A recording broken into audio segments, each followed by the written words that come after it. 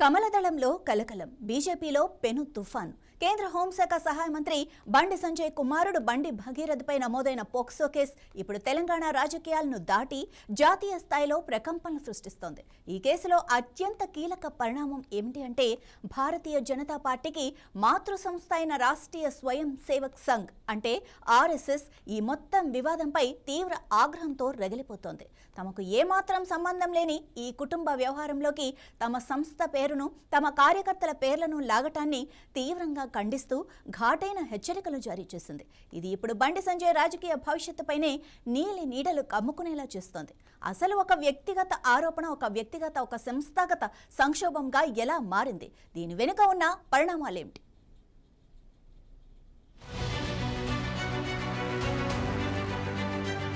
కేంద్ర మంత్రి బండి సంజయ్ కుమారుడు 25 ఏళ్ల బండి భగీరథ్ 17 ఏళ్ల మైనర్ బాలికపై లైంగిక వేధింపులకు పాల్పడ్డాడనే ఆరోపణలతో పోక్సో చట్టం కింద కేసు నమోదైంది. మే 8న బాధితురాలి తల్లి ఇచ్చిన ఫిర్యాదు మేరకు పేట్ బషీరాబాద్ పోలీసులు భారతీయ న్యాయ సంహిత పోక్సో చట్టంలోని కఠినమైన సెక్షన్ల కింద కేసు నమోదు చేశారు.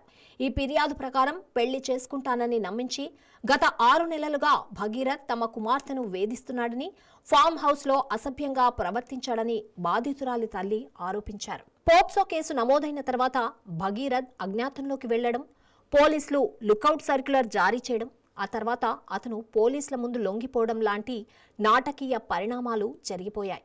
ప్రస్తుతం భగీరథ్ జ్యుడిషియల్ కస్టడీలో ఉన్నాడు. ఈ మొత్తం వ్యవహారం తెలంగాణలో రాజకీయ వేడిని తారాస్థాయికి చేర్చింది. ప్రతిపక్ష బీఆర్ఎస్ బండి సంజయ్ వెంటనే రాజీనామా చేయాలని డిమాండ్ చేస్తూ రాష్ట్ర వ్యాప్తంగా నిరసనలకు దిగింది. ప్రధాని మోదీ చెప్పే బేటీ బచావో బేటీ పడావో నినాదం ఇదేనా అని బీఆర్ఎస్ వర్కింగ్ ప్రెసిడెంట్ కేటీఆర్ ప్రభుత్వాన్ని నిలదీశాడు.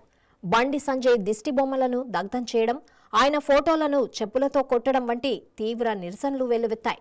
ఇవాళ నేను ఒకటే అడుగుతా ఉన్నా ప్రధానమంత్రి మోడీ గారిని, అయ్యా మీరు అంటున్నారు బేటీ బచావ్ బేటీ పడావ్ అంటున్నారు, కేవలం నినాదాలకే పరిమితమైతే న్యాయం జరగదు. మోడీ గారు బహుశా భారతదేశంలో మొట్టమొదటిసారి ఒక కేంద్ర మంత్రి కొడుకు మీద లుకౌట్ నోటీస్ ఇచ్చే పరిస్థితి వచ్చింది. కేంద్ర మంత్రిని ఇవాళ మీరు బర్తరఫ్ చేయకపోతే ఇక్కడ విచారణ సజావుగా జరిగే పరిస్థితి లేనే లేదు. ఎందుకంటే ఆ తప్పు చేసిన వ్యక్తిని దాచిపెట్టింది ఎవరు? 9 రోజులు ఎవరు దాచిపెట్టిండ్రు? ఆ కేంద్ర మంత్రి గారే కదా. ఇవాళ ఒక్కసారి దయచేసి ఆలోచన చేయండి. ఈ రాజకీయ దుమారంలోకి ఆర్ఎస్ఎస్ పేరును లాగుతూ కొన్ని మీడియా సంస్థల్లో కథనాలు రావడంపై సంఘ్ పెద్దలు తీవ్ర ఆగ్రహం వ్యక్తం చేశారు.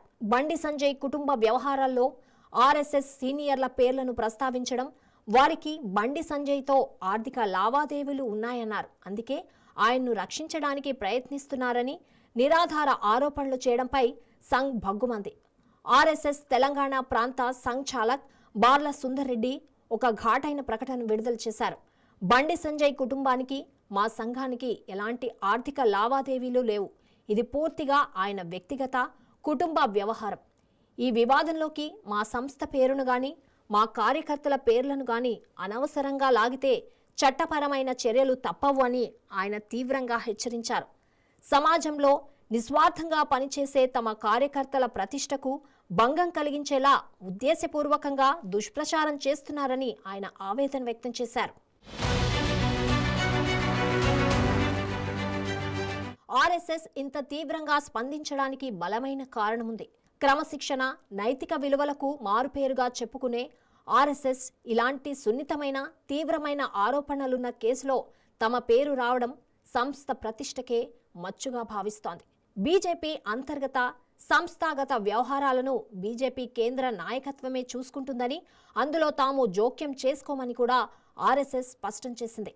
ఈ ప్రకటన బండి సంజయ్కు సంఘ్ నుండి ఒక రకంగా దూరం జరుగుతున్నామనే సంకేతాన్ని పంపినట్లు రాజకీయ విశ్లేషకులు భావిస్తున్నారు. తన ఎదుగుదలకు వెన్నుదన్నుగా నిలిచిన మాతృ సంస్థ నుండి ఇలాంటి హెచ్చరిక రావడం బండి సంజయ్కు గట్టి ఎదురుదెబ్బ అనే చెప్పాలి. మరోవైపు బండి సంజయ్ మాత్రం చట్టం తన పని తాను చేసుకుంటూ పోతుంది. తన కొడుకు తప్పు చేస్తే శిక్ష అనుభవించడానికి ఎలాంటి అభ్యంతరం లేదని చెప్తున్నారు. తన కుమారుడు ఎలాంటి తప్పు చేయలేదని, న్యాయ వ్యవస్థ ద్వారా తన నిర్దోషిత్వాన్ని నిరూపించుకుంటామని ఆయన ధీమా వ్యక్తం చేశారు.